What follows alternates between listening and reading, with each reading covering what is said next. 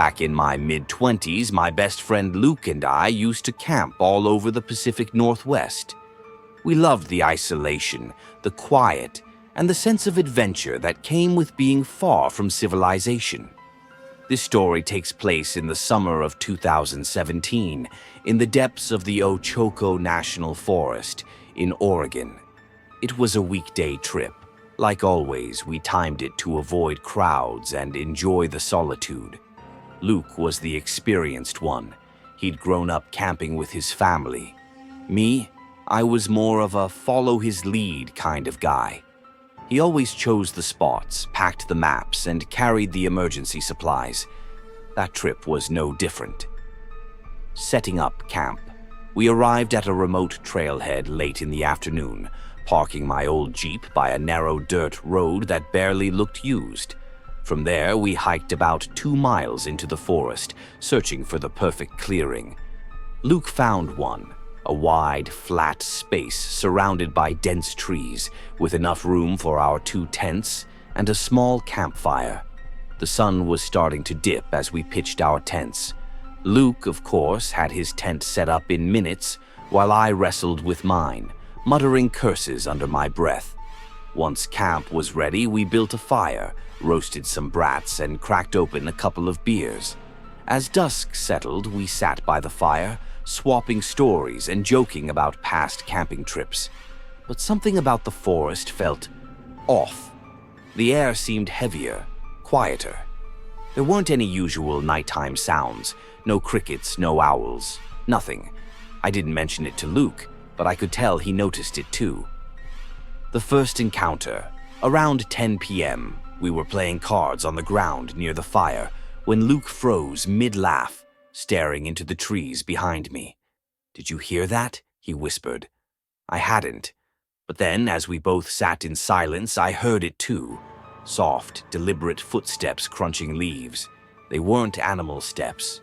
They were slow, heavy, and human. "Probably just another hiker," I offered, though my voice wavered. Luke shook his head. "We're miles from the main trail, man. No one just wanders out here." We turned off our lantern and let the fire dim, straining our ears. The footsteps stopped. For the next few minutes, we sat frozen, staring into the dark woods.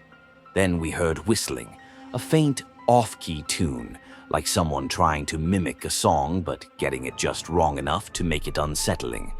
It seemed to drift from tree to tree, never staying in one place long enough to pinpoint. The stick. After what felt like hours, the whistling stopped. We convinced ourselves it was just another camper messing around. Luke joked about it being a lost hiker with a terrible sense of direction, but neither of us really believed it. We were both tense, but tried to go back to our game. That's when it happened. A stick, not a small branch, but a solid chunk of wood, came flying out of the trees, landing a few feet from the fire. The force sent dirt and ash scattering into the flames. Luke shot to his feet, grabbing the hatchet we'd brought to chop firewood. "Hey!" he shouted into the trees. "Who's out there?" No response. He grabbed a flashlight, and I reluctantly followed him as he swept the beam across the tree line. The forest seemed to swallow the light, and the only movement we saw was the faint swaying of branches in the breeze. The shadow. We decided to call it a night and head to bed, but neither of us could relax. I lay in my tent, gripping the can of bear spray I kept by my sleeping bag, listening for any sounds outside. Sometime in the middle of the night, I woke up suddenly, heart pounding. At first, I wasn't sure what had startled me, but then I noticed a shadow outside my tent. It wasn't Luke. The figure was too tall and thin. They stood motionless, their outline faintly illuminated by the dying embers of the campfire. "Luke?" I whispered. No response. I stayed frozen, too terrified to move. Then, as if they'd heard me, the figure slowly crouched down, its head tilting toward the tent, like it was trying to peer inside. I clenched the bear spray, my hand shaking. The figure stood there for what felt like an eternity before finally rising and walking away, its footsteps unnervingly quiet for someone that size. Luke's revelation. I must have drifted off after that, because the next thing I knew, it was morning. Luke was already packing up camp, his face pale and his usual cheery demeanor gone. "We're leaving," he said flatly. As we hiked back to the car, I told him about the figure outside my tent. His expression darkened. "I saw something too," he admitted. "Right after you went to sleep. Someone was standing just beyond the firelight, watching me. I thought it was you at first, but then they just disappeared into the trees." We didn't speak much after that, both eager to get out of the forest as quickly as possible. The aftermath. To this day, we have no idea who or what was out there. We've tried rationalizing it. Maybe it was a prankster, a hunter, or another camper who didn't realize how creepy they were being. But the remoteness of the area, the whistling, the stick, and the figure outside my tent, it just doesn't add up. Luke still goes camping occasionally, but I haven't been back in the woods since that night. Whatever or whoever we encountered in the Ochoko National Forest is something I never want to meet again.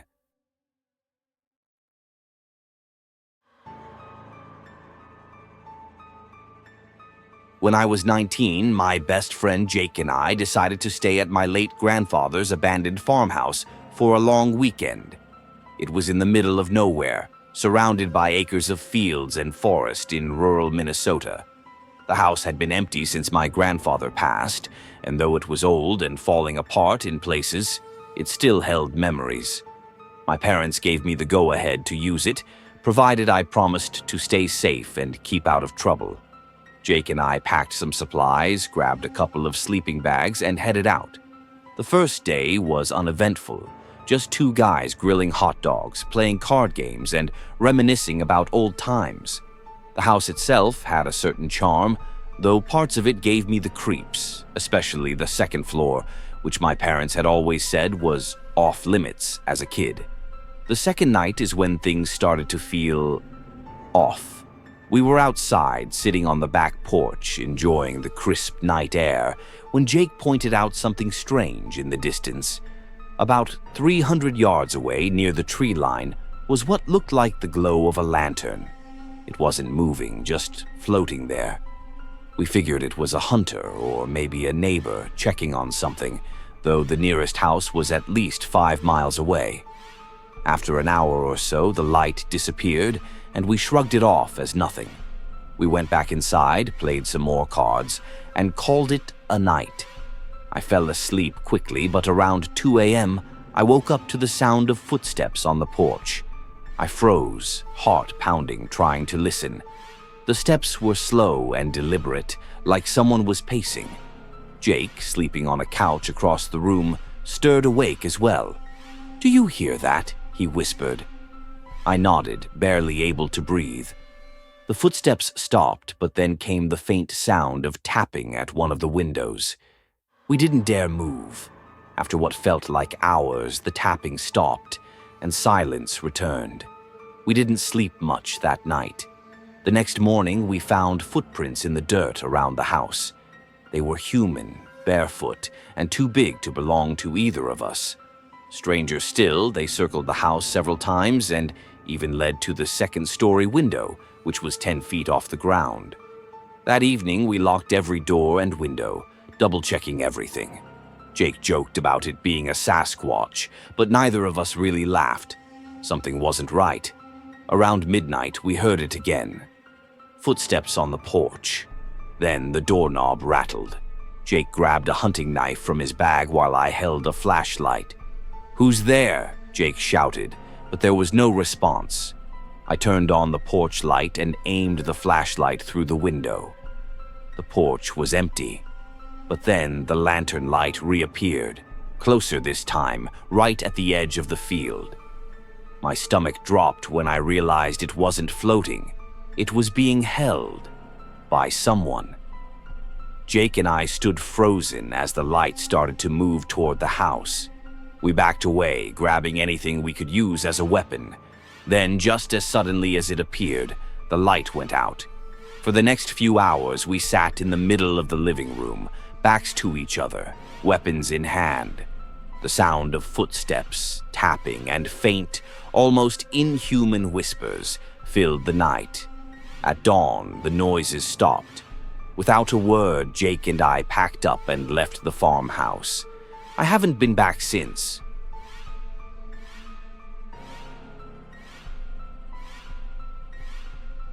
I was in my mid-20s and had just moved into my first real apartment. It wasn't much, just a small one-bedroom with a kitchenette and a lot of empty space. Being broke, I turned to Craigslist to find cheap furniture to fill the place. One evening, I came across an ad for a vintage wooden rocking chair. The photo showed a beautifully carved chair with intricate floral patterns. The price? Just $40. It seemed like a steal. The seller's name was Chris, and they seemed polite over email. They mentioned the chair had belonged to their grandmother, but that they were clearing out her old house. They even sent me additional photos of the chair. It looked perfect.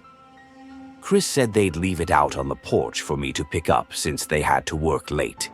The house was about 45 minutes outside the city in a more rural area. I wasn't thrilled about the drive, but the chair seemed worth it. I told my roommate, Evan, where I was going, and he insisted on coming along. He joked that I'd probably end up in a horror movie if I went alone. We left around 9 p.m.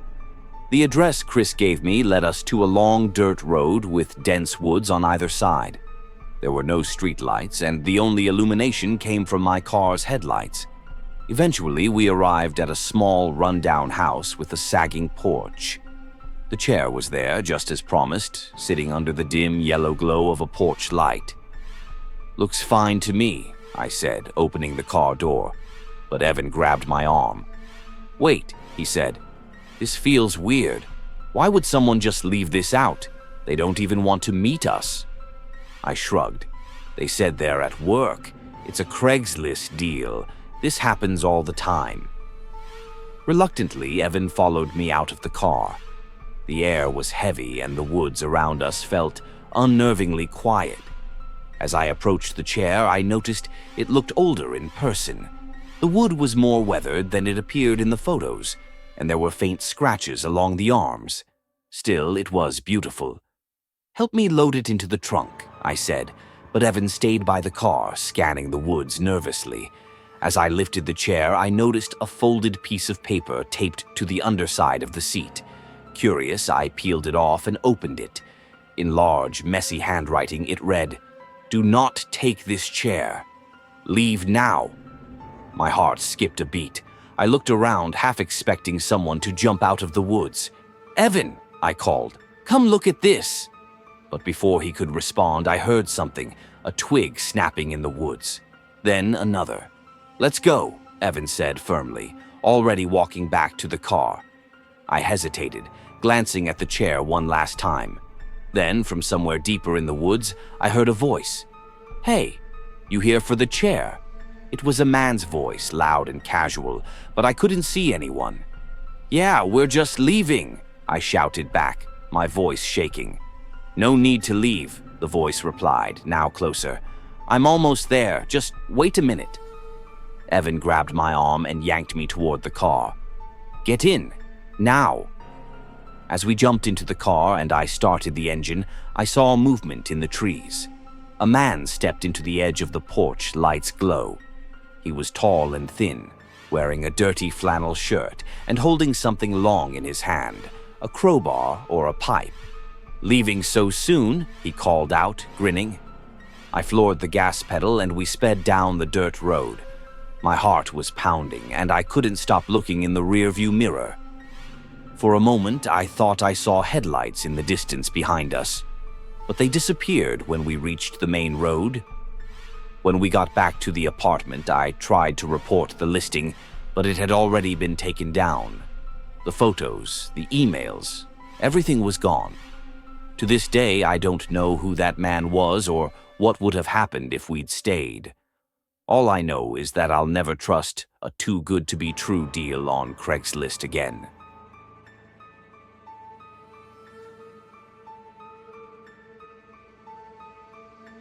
A few months ago, I was trying to expand my career network, and I joined this professional meetup group on social media. Most events were pretty standard: happy hours, panel discussions, and casual mixers. Then, one day, I got a DM from someone named Amanda, who was part of the group. She told me about an exclusive networking event at a private home that wasn't listed on the main page.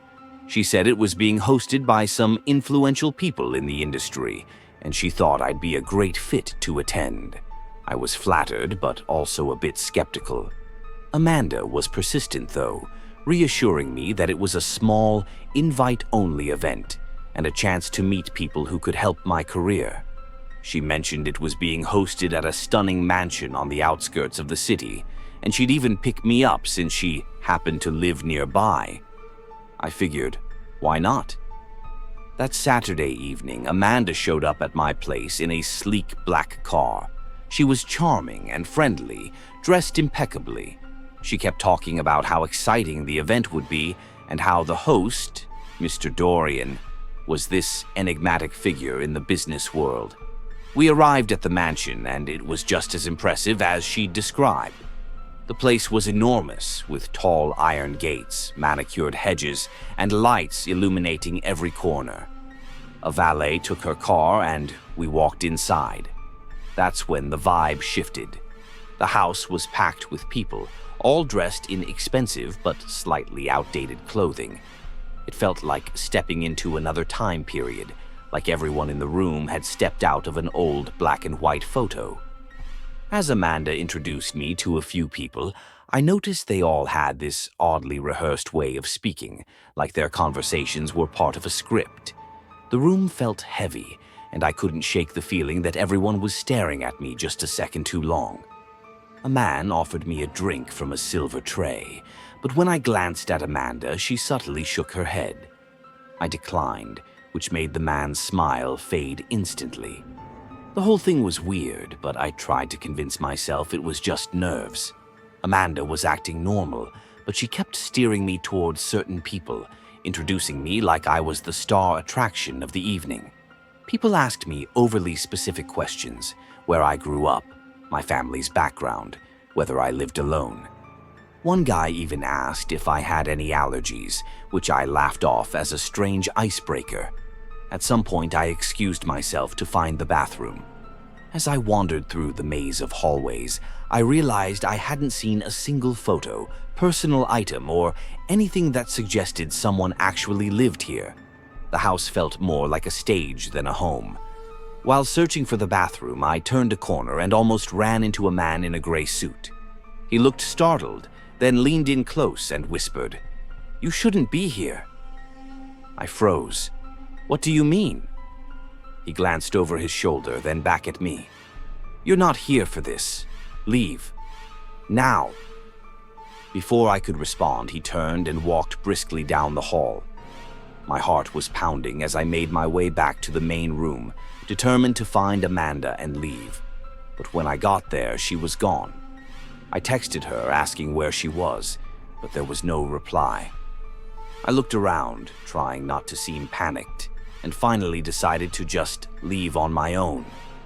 As I walked toward the front door, I noticed two men in suits standing by it like bouncers.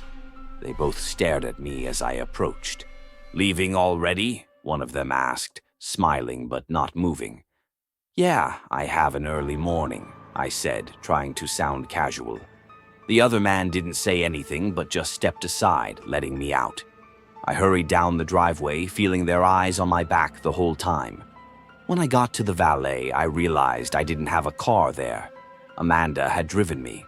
I had no choice but to call a rideshare and wait by the gate, feeling more uneasy by the second. As I sat there, scrolling through my phone to distract myself, I noticed Amanda's profile had disappeared from the meetup group. Her number, which I'd saved earlier, now came up as no longer in service. When my rideshare finally arrived, I jumped in and told the driver to take me home as fast as possible.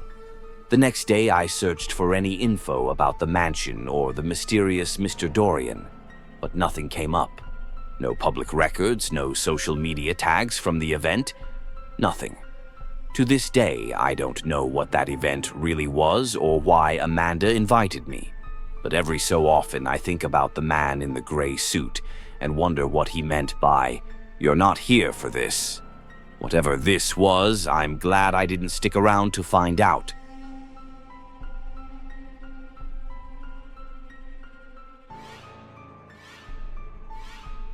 When I was around 9 years old, I had an experience that still sends chills down my spine. My parents were older, and my only sibling, my sister Emily, was 12 years older than me.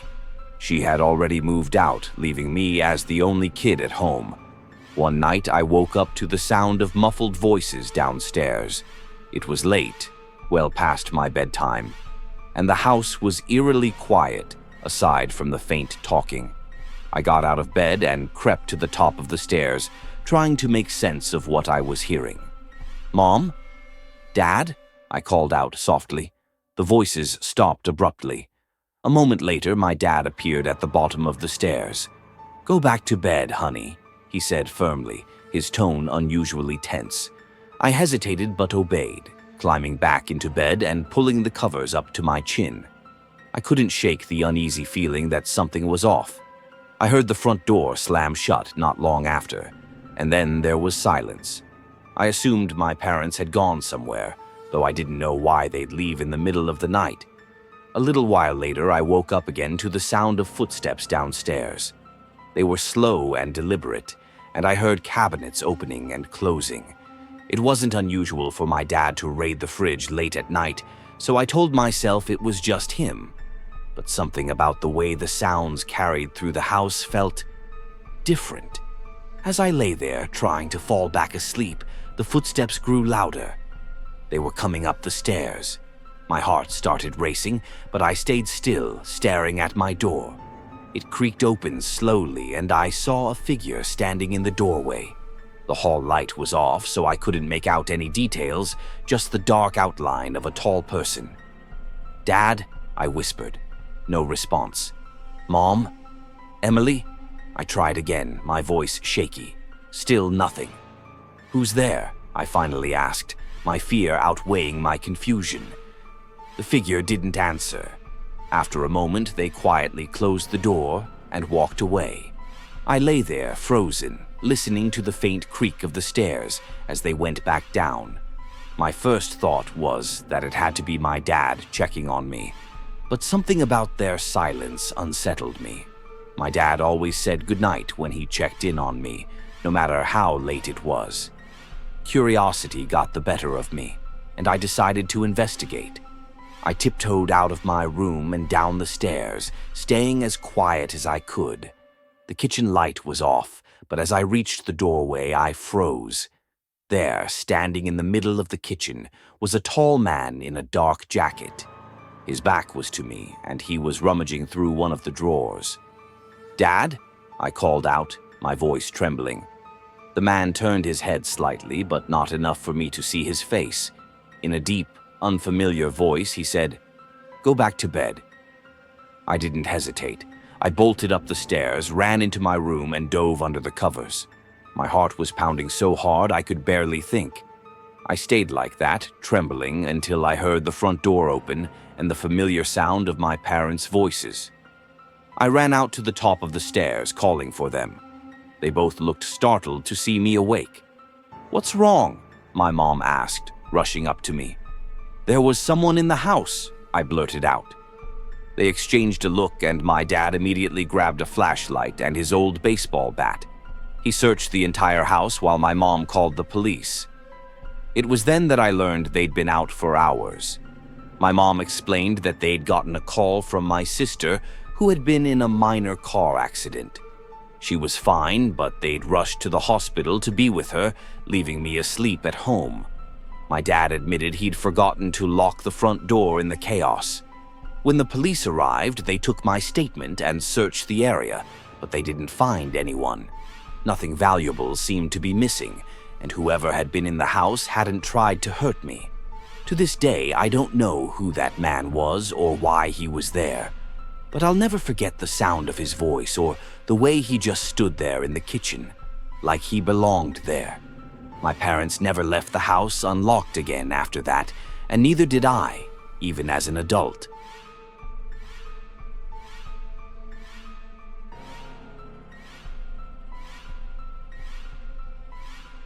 A few years ago, I worked as an overnight caregiver for a man named Henry, who was in his 70s and suffered from a combination of dementia and limited mobility.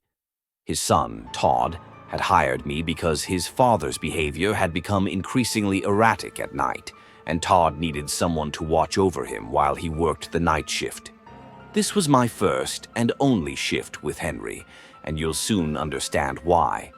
Todd introduced me to Henry when I arrived. Henry was sitting in his recliner, staring blankly at the muted TV. He barely acknowledged me when Todd explained I'd be staying with him overnight.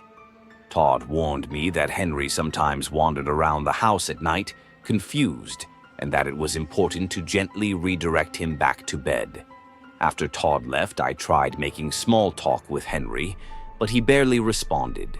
His eyes never left the TV, and he muttered to himself occasionally, words I couldn't quite make out. Eventually, I let him be and settled into the living room with my book, listening for any signs of movement. Around midnight, I heard shuffling from the hallway. I peeked out and saw Henry standing at the end of the hallway, his back to me, just staring at the wall. "Henry, are you okay?" I asked softly. He didn't respond or move. I approached him cautiously, placing a hand lightly on his shoulder. He flinched and turned to look at me with a startled expression, as though he had no idea who I was. "Who are you? Why are you here?" he demanded, his voice shaky but rising in volume. I calmly reminded him that I was his caregiver and that Todd had asked me to stay with him. For a moment, his expression softened, and he allowed me to guide him back to his room. I helped him into bed, reassured him that everything was fine, and went back to the living room, thinking that would be the end of it. About an hour later, I heard a loud thud from the kitchen. My heart jumped as I hurried to see what had happened. I found Henry standing in the middle of the room, holding a wooden rolling pin in his hand. Drawers were open, and several utensils were scattered on the floor. "Henry, what are you doing?" I asked, trying to keep my voice steady. He turned to face me, gripping the rolling pin tightly. "Who are you? What are you doing in my house?" I explained again who I was, but this time it didn't seem to register. He began shouting, his voice echoing through the house. "Get out! Get out of my house!" I tried to calm him down, but he raised the rolling pin slightly, as if warning me to stay back. Deciding not to push him, I backed away slowly and stayed at a safe distance, continuing to speak to him in a calm tone. Eventually, he dropped the rolling pin, and I was able to guide him back to his room. I was shaken, but I still felt like I had the situation under control. Todd had mentioned Henry's nighttime confusion, after all, so I told myself this was just part of the job. I decided to rest for a while in the spare room Todd had set up for me. I left the door slightly ajar so I could hear if Henry got up again. I set an alarm for an hour, but before it could go off, I woke up to the sound of something scraping against the wall. I froze, straining to hear. The scraping continued, slow and deliberate, growing louder as it got closer to the door. Suddenly, the door creaked open, and there was Henry, standing in the doorway. In his hand was a large kitchen knife. My blood ran cold. "Who are you?" he hissed, his voice low and menacing. "Henry, it's me, your caregiver," I said, trying to keep my voice calm despite the panic rising in my chest. He took a step into the room, the knife gleaming in the dim light. "You're not supposed to be here. Get out." I knew I had to act fast. Keeping my movements slow, I slid off the bed and positioned myself on the opposite side of the room, closer to the door. "Henry, I'm here to help you," I said, inching toward the door. "I'm going to call Todd, okay? He'll explain everything." Henry didn't respond. He just stood there, watching me with that blank, unrecognizing stare. The moment I had a clear path, I bolted out of the room and down the stairs. I grabbed my phone and called Todd, speaking in a frantic whisper. "Your dad has a knife. You need to come home right now."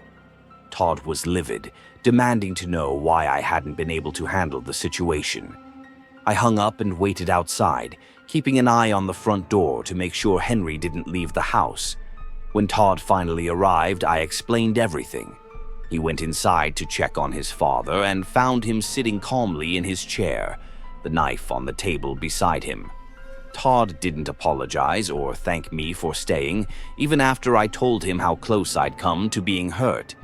He just muttered something about how his dad wasn't usually this bad and offered me another shift next week.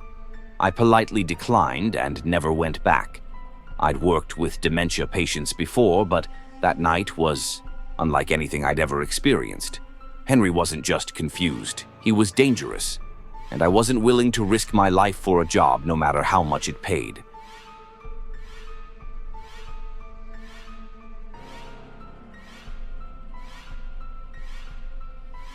When I was 24, I moved across the country for work. I had to relocate quickly for a new job, and the company wasn't offering any housing assistance. With my budget being tight, I decided to find a place to rent with a roommate to keep things affordable. I posted ads on Craigslist, Facebook, and even in some local groups. That's when I received a message from a guy named Jake. He said he had a room for rent in a house he owned. I looked at the pictures he sent. Everything seemed normal. The house was in a nice area, close to my new job, and the price was reasonable. He sounded like an easygoing guy over the phone, so I agreed to meet him. When I arrived, Jake seemed friendly and welcoming, and he showed me the place. It was a typical suburban house, nothing too fancy, but it had a decent living room and a cozy backyard. The room he offered me was simple, but it had all the essentials, and I figured it would work for me. Everything seemed perfect, until the first night. Jake was a little too eager to hang out, suggesting we grab dinner together. I didn't want to be rude, so I went along. The conversation was fine at first, but by the end of the night, Jake started getting a bit too personal, asking uncomfortable questions about my life and relationships. I brushed it off, thinking maybe he was just trying to be friendly. I made a mental note to set some boundaries, but I didn't think much of it. The next few days passed uneventfully, but I started to feel like something was off. Jake would knock on my door a little too often, just to check in on me. He was always around, asking if I needed help with anything, even though I hadn't asked for help. He made comments about how he liked having me as a roommate, and while I appreciated the effort, it felt a little too much. Then I started noticing things. My clothes weren't where I left them, and I found some of my personal items moved around. I didn't think much of it at first. Maybe I was just distracted or absent-minded. But when I found one of my things gone, my favorite jacket, I started to feel uneasy. I confronted Jake, but he just brushed it off, saying I probably misplaced it. A few days later, I came home from work to find the door to my room ajar. I was sure I had closed it when I left that morning. When I walked in, everything was in disarray, as though someone had been inside. I was freaked out but didn't say anything to Jake. I started locking my door when I wasn't home. The weirdness continued to escalate. One night, I came home to hear muffled voices from the living room. When I peeked in, Jake quickly silenced his phone and gave me a forced smile. He claimed he was just watching TV, but I could tell something wasn't right. That weekend, things took a darker turn. I came home from running errands to find Jake in my room, standing by my bed. He claimed he was just cleaning up, but I hadn't asked him to. I felt a chill run down my spine as I realized he had been going through my things. I knew I had to leave. I spent the next few days looking for a new place. I didn't want to escalate the situation, so I kept my interactions with Jake brief and distant. But as I packed my things, he started acting strange, hovering around, insisting I didn't need to leave. He even offered to lower the rent if I stayed. I decided to confront him one last time. I told him I was moving out and that I didn't feel comfortable living there anymore. He became angry, insisting I was overreacting.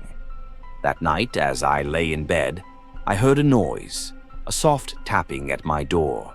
It was Jake. He was whispering my name, asking to come in. I ignored it, pretending to be asleep. But the tapping continued, followed by a low murmur. It was unsettling, like he was waiting for me to open the door. I didn't wait around to find out what would happen next. I called a friend who helped me move out immediately. We got all my things into my car and I left that night, not looking back. I was shaken, but I was safe. It took me a while to process the situation, but I knew I'd never again rent from a stranger. I ended up finding a much better living situation, and I've been much more careful about who I trust ever since.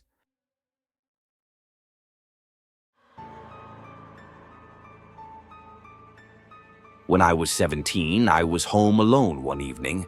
My parents had gone out of town for the weekend, and I was in charge of the house. It was a quiet night, and I decided to binge-watch some shows on Netflix while snacking on chips in the living room. Our house was in a relatively safe neighborhood, so I never felt uneasy being alone. Around 9 p.m., the doorbell rang. It startled me because we rarely had visitors at night. I got up, paused the TV, and walked to the door.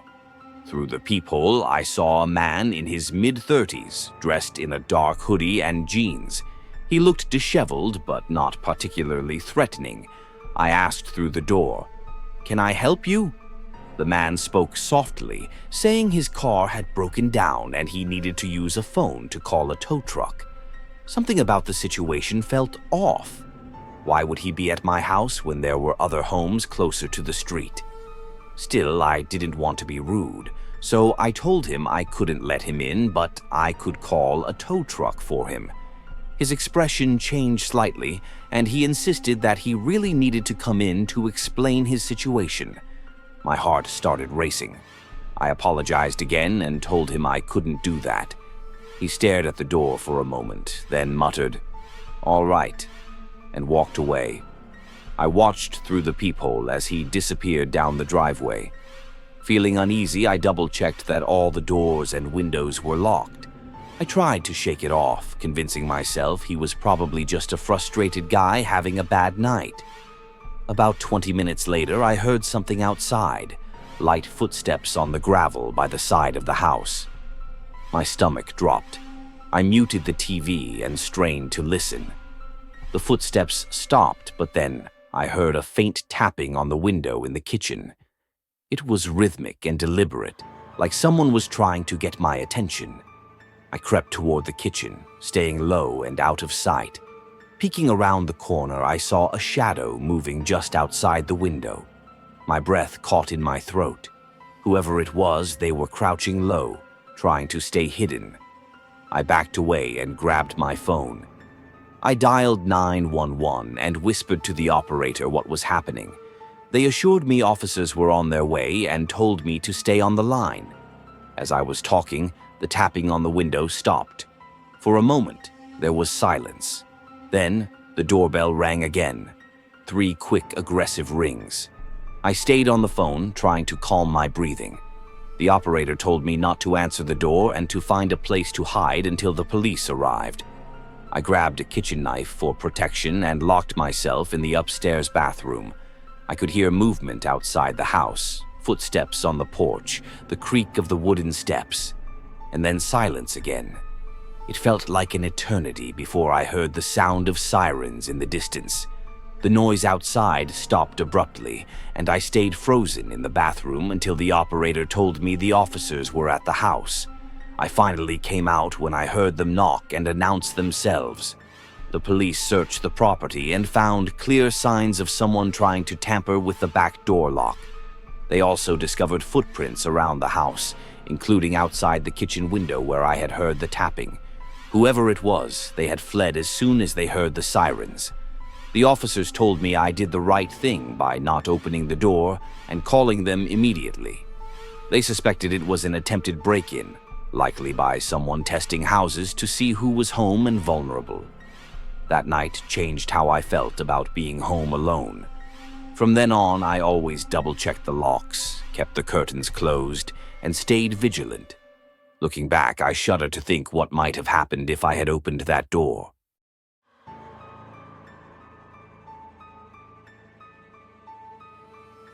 When I was 10 years old, I had an experience that still sends chills down my spine to this day.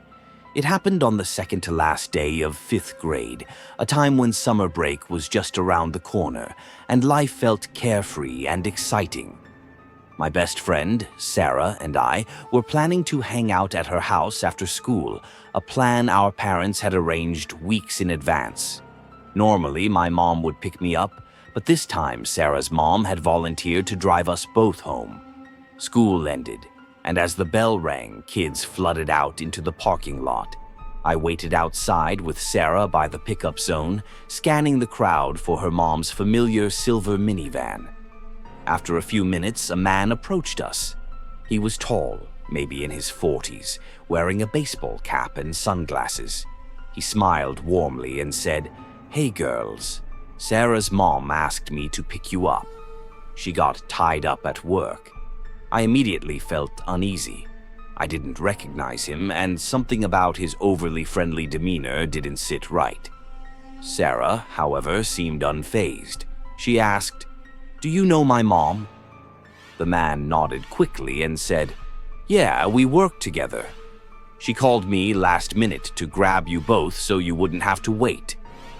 He gestured toward a dark green sedan parked nearby.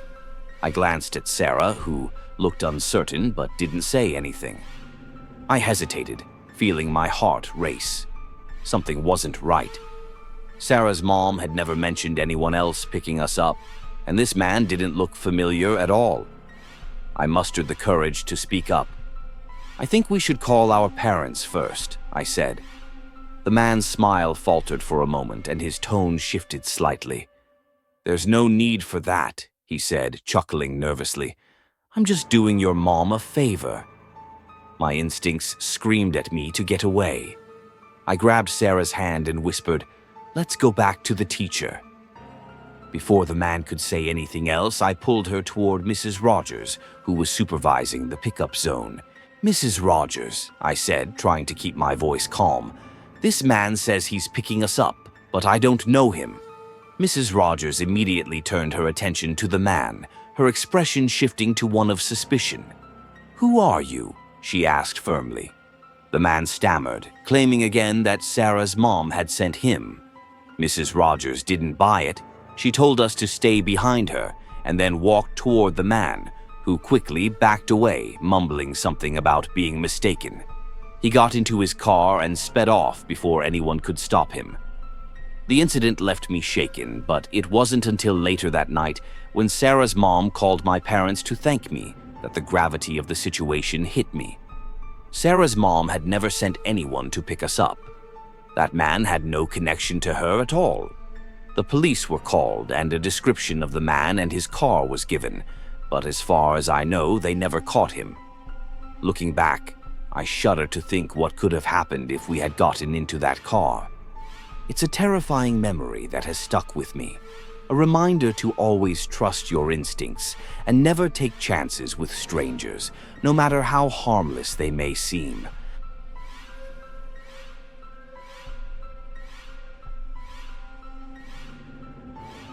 It was Halloween night of 2018, and my friends and I decided to host a small get-together at my friend Eric's house. Eric's place was an old, creaky home on the outskirts of town, surrounded by dense woods. The setting itself was spooky enough, but we figured it was perfect for a night of horror movies and ghost stories. There were 5 of us: me, Eric, Sarah, Matt, and Lily. We brought snacks, drinks, and a playlist of horror soundtracks to set the mood. The night started off fun, costumes, laughter, and scary stories. But as midnight rolled around, the vibe began to shift. We were sitting in the living room, surrounded by dim candlelight, when we started hearing faint noises. At first, it sounded like shuffling, like someone dragging their feet across the wooden floors. "It's just the house settling," Eric said, brushing it off. But then we all heard it, a distinct knocking sound coming from upstairs. We froze. Eric's parents were out of town, and his little sister was staying at a friend's house. No one else was supposed to be there. "Probably just the wind," Matt suggested, though he didn't sound convinced. Sarah wasn't buying it. "Wind doesn't knock," she said, clutching her drink tightly. Eric, trying to act tough, grabbed a flashlight and said, "Let's go check it out." None of us wanted to be left alone, so we all followed him up the creaky staircase. When we reached the top, the hallway was silent and dark. The knocking had stopped. We checked every room, his parents' bedroom, the bathroom, even the closets. But nothing was out of place. "See? Nothing here," Eric said, turning back toward the stairs. That's when we heard it again, a knock, but this time louder, coming from the attic. "All right, this isn't funny," Lily whispered, her voice trembling. Eric hesitated, but eventually he led the way to the attic door. The rest of us stood behind him, barely breathing. He pulled the cord to the attic stairs, and they creaked as they unfolded. A gust of cold air hit us, sending a chill down my spine. "Eric, don't," Sarah warned, but he was already climbing up. I followed him, not wanting him to go alone. The attic was dusty, filled with old boxes, broken furniture, and cobwebs. The flashlight beam danced across the walls, illuminating the eerie space. Nothing seemed out of the ordinary until Eric pointed the light toward the far corner. There, sitting in the shadows, was an old wooden rocking chair. It was moving, ever so slightly, back and forth. "Okay, that's creepy," I whispered. Eric walked closer, flashlight trembling in his hand. As he approached, the chair stopped moving. We stood there in silence, staring at it. "It's just the wind," Eric said again, though his voice was shaky. Then, as if on cue, the chair started rocking again, this time faster. We bolted. I don't think I've ever run so fast in my life. We scrambled down the attic stairs, slammed the door shut, and ran back to the living room, locking every door and window we could. For the rest of the night, none of us went back upstairs. We stayed huddled in the living room with all the lights on, jumping at every creak and groan the house made. The next morning, when Eric's parents came home, we told them everything. His mom paled when we mentioned the rocking chair. "That belonged to my grandmother," she said quietly. "It was her favorite chair. She passed away in that house years ago." To this day, I don't know what we experienced that night. Maybe it was just our imaginations running wild. Or maybe it was something else entirely. Either way, I haven't stepped foot in Eric's attic since.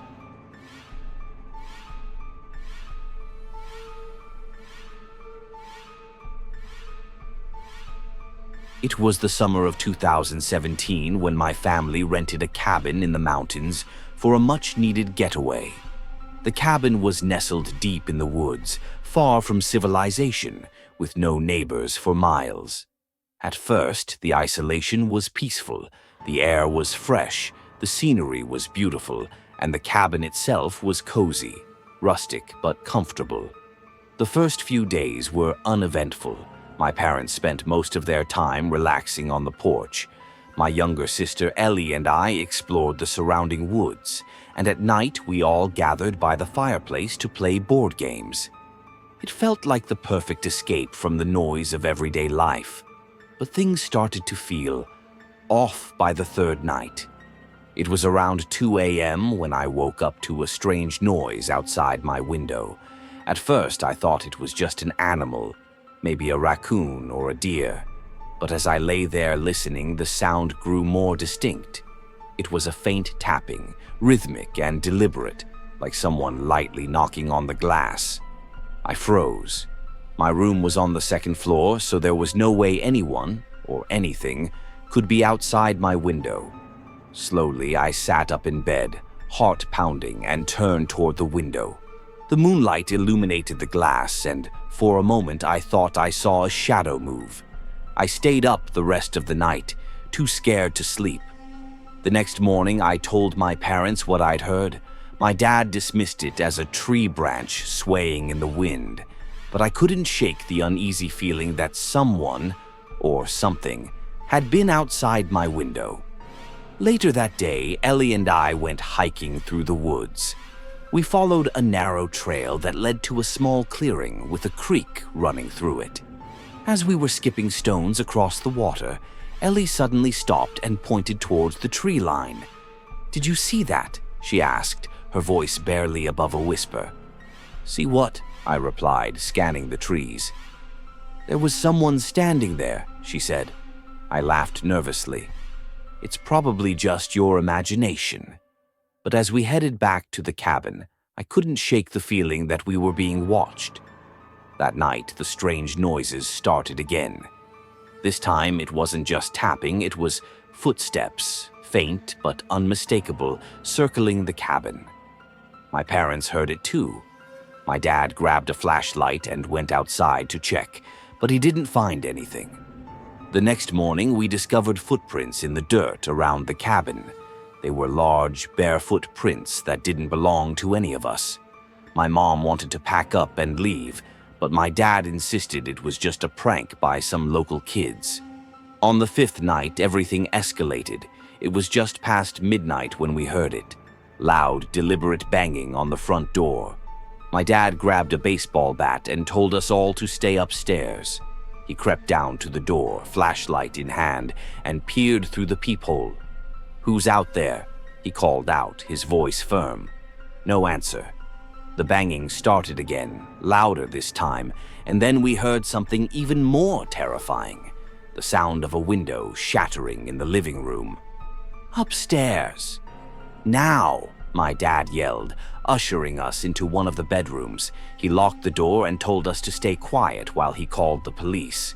We could hear footsteps downstairs, heavy and slow, moving through the cabin. The sound of drawers being opened and things being thrown to the floor echoed up the stairs. I held Ellie close, trying to keep her calm, but my own hands were shaking. After what felt like an eternity, we heard the sound of sirens in the distance. The footsteps stopped and everything went quiet. Moments later, there was a loud crash, like someone breaking through the back door, and then silence. When the police arrived, they searched the cabin and the surrounding woods, but found no one. The back door had been kicked open, and the living room was a mess with broken glass and furniture overturned. But the most chilling discovery was what they found outside. Around the cabin, the police found dozens of large barefoot prints, just like the ones we'd seen earlier. They circled the cabin and led into the woods, but disappeared about 50 yards from the tree line, as if whoever or whatever had been there had vanished into thin air. The police told us it was probably a vagrant or someone living off the grid, but they couldn't explain the footprints or why they stopped so abruptly. We left the cabin the next morning, cutting our trip short. To this day, I don't know who or what was outside my window that night or why they were there. All I know is that I never want to go back to that cabin again.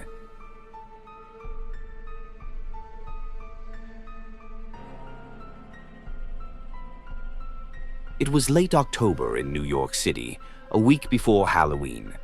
I had just moved into a small studio apartment in a pre-war building in the Upper West Side. The place was old, the kind of old where the floors creaked no matter how gently you walked, and the windows let in the sharp whistles of wind even when they were tightly shut. But the rent was affordable, and it was a stepping stone for me to start fresh in the city. The landlord had mentioned something odd during the tour. "The apartment's been empty for a while. People don't seem to stay long." When I asked why, he gave a nonchalant shrug and said, "Guess it's the old building quirks. Some people can't handle it." I didn't think much of it. I grew up in a small town where old houses were full of strange sounds. I told myself it was just a way for the landlord to explain away the building's eerie ambiance. The first few nights were uneventful. I spent most of my time unpacking and getting used to the sounds of the city, the constant hum of traffic, the occasional shout from the street below, the distant rumble of the subway. But by the fourth night, something changed. It started around midnight. I was lying in bed, scrolling through my phone when I heard it. A soft tapping sound. At first, I thought it was coming from the window, but when I looked, there was nothing there. No tree branches swaying in the wind, no birds or anything that could explain it. I shrugged it off and went to sleep. The next night, the tapping returned, but this time it was louder and more deliberate. It wasn't just random anymore. It was rhythmic, almost like someone drumming their fingers on a hard surface. I followed the sound to the small closet near the kitchen. When I opened the door, the sound stopped. The closet was empty except for a single old coat hanger left behind by a previous tenant. I laughed nervously, convincing myself it was just the building settling. But things only got worse. By the end of the week, the tapping had turned into knocking. It would start around the same time every night, 12:30 a.m. And it wasn't just coming from the closet anymore. It was coming from the walls, the floors, even the ceiling. I told myself it was the neighbors, but the knocks were always in the same spots, always the same rhythm, always just loud enough to make my skin crawl. One night, I decided to stay awake and record the sounds on my phone. I turned off all the lights, sat in the middle of the room, and waited. At exactly 12:30, the knocking began. I hit record and listened, my heart pounding. But this time, something different happened. In between the knocks, I heard faint whispers. They were so quiet I couldn't make out what they were saying, but they were definitely there. And they were coming from the closet. I froze. The air in the room felt heavier, colder. Summoning every ounce of courage I had, I walked over to the closet, phone still recording, and opened the door. Nothing. Just the same empty space. I stepped back, but as I turned to leave, I heard it. A soft voice, clear as day, whispering, "Don't leave." I slammed the closet door shut and didn't sleep that night. The next morning, I played back the recording. The knocks were loud and clear, and so were the whispers. Over and over, the same phrase repeated, "Don't leave, don't leave." I felt sick. Whatever was happening in that apartment wasn't just in my head. I decided to talk to the landlord. When I showed him the recording, his face went pale. He sighed heavily and sat down. "I didn't want to scare you," he said, "but since you've already experienced it, there's something you should know." He told me about a woman who had lived in the apartment decades ago. Her name was Eleanor, and she was a recluse. No family, no friends, just a woman who kept to herself. One day, neighbors noticed they hadn't seen her in weeks. When the police finally broke down the door, they found her in the closet. She had hanged herself with a coat hanger, the very one I'd found when I first moved in. The landlord said the whispers, the knocking, it all started after her death. Every tenant who'd lived there claimed to hear the same thing. "Don't leave."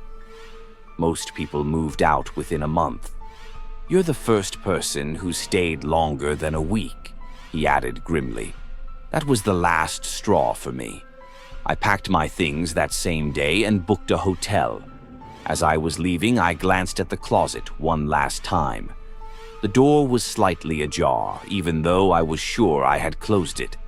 And hanging inside, swinging gently as if moved by an unseen hand, was the coat hanger. I never went back to that apartment. To this day, I can't hear a rhythmic knock without breaking into a cold sweat. Some nights, I swear I can still hear Eleanor's voice whispering, "Don't leave."